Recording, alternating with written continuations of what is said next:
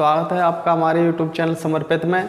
आज का जो टॉपिक है हमारा सिंपलीफिकेशन से संबंधित है। इस सिंपलीफिकेशन यानी कि सरलीकरण से आज हम कुछ महत्वपूर्ण प्रश्नों को करने वाले हैं। तो देखते हैं ये क्वेश्चन किस प्रकार होते हैं। तो प्रश्न संख्या एक कहता है एक छात्र को किसी संख्या को 11/23 से गुणा करने को कहा गया। उसने त्रुटिवश उस संख्या को 11/23 से भाग कर दिया तथा वास्तविक संख्या से 1224 अधिक प्राप्त किया, तो दी गई संख्या क्या होगी।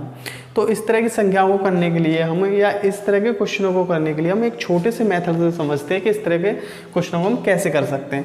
तो हम क्या देख रहे हैं कि हमने मान लिया कोई 4 संख्या थी, ठीक है। करना क्या था, हमको इसमें 2 से गुणा करना था मान लो, तो कितना आना चाहिए था 8। कितना आना चाहिए था 8, लेकिन कर क्या दिया हमने कि 2 से इसमें भाग कर दिया, तो आया कितना हमारा 2। अब इन दोनों का अगर हम अंतर देखें तो कितना हुआ हमारा 6। अब वैसे ही हमें अंतर ही तो दे रखा है, ठीक है, और गुणा या भाग वाली संख्याएं दे रखी हैं, ठीक है। तो अब हम क्या समझते हैं कि करेंगे कैसे। हमने क्या किया कि जो गुणा करना था या जिससे हमने भाग कर दिया, 1/2 का मतलब भाग ही करना है, समझ रहे हैं आप। तो भाग करना था तो उन दोनों का क्या करेंगे, अंतर कर लेंगे। तो इन दोनों का अंतर जब हम करेंगे तो कितना होगा, 2 दूनी 4, 1 घटाएंगे 3, 3/2, तो 2 से ऊपर गुणा कर देंगे और 3 से भाग कर देंगे। 3 से काटेंगे 2 बार और 2 से ऊपर गुणा होगा तो कितना हो गया 4। तो इसका आंसर कितना आया 4 आया, यानी कि वही संख्या हमें प्राप्त हो गई। तो वैसे ही हम यहाँ समझेंगे, यहाँ क्या करेंगे, जो अंतर है कितना 1224 को हम क्या करेंगे कि 11/23 और इसको भाग कर दिया। उसने क्या किया, इसको भाग, यानी कि 1/11/23। अब इसको अगर हम पलट लें, इसको अगर हम पलट लें तो इस संख्या में कितनी प्राप्त होगी, यानी 1224 बट्टे ये वाली हो जाएगी 11/23 माइनस 23/11। अब इस संख्या को कैसे सरल करेंगे कि इन दोनों का लासा कैंची का ऐसे गुणा है ना इनको, तो जे वाली जो दोनों संख्याएं ये क्या पहुंच जाएंगी ऊपर गुणा में, कहाँ जाएंगी, गुणा में आ जाएंगे, 11 गुणा 23, ठीक है।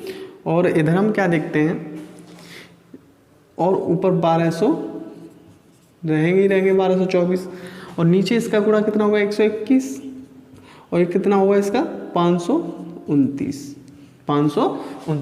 अब इन दोनों का अगर हम अंतर देखें तो इन दोनों का अंतर कितना होगा 8 और 2 में से 2 0, 5 में देख गया 4, यानी 408। 408 से इसको काटेंगे तो कितनी बार कटेगा, 3 बार कटेगा, ठीक है।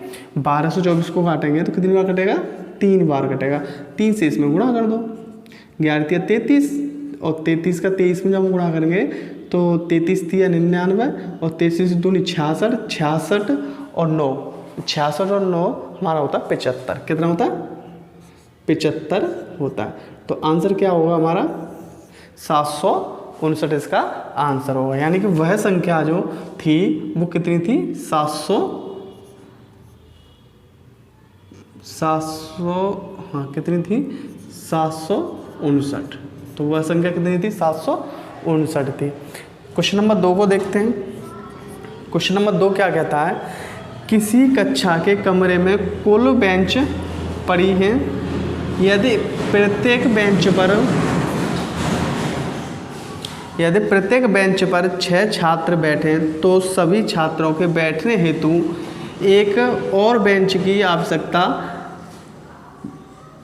होती है। तो प्रत्येक बेंच पर 7 छात्र बैठे तो 5 और छात्रों के बैठने की जगह बच जाती है। फिर से समझें, वो क्या कहता है कि किसी विद्यालय में कुछ बेंचें पड़ी हैं, यदि बेंचों पर हम 6 छात्रों को बिठाते हैं, 6 छात्रों को बिठाते हैं तो एक बेंच की आवश्यकता और पड़ती है, यानी कि यदि हम साथ बिठाते हैं बेंच पर तो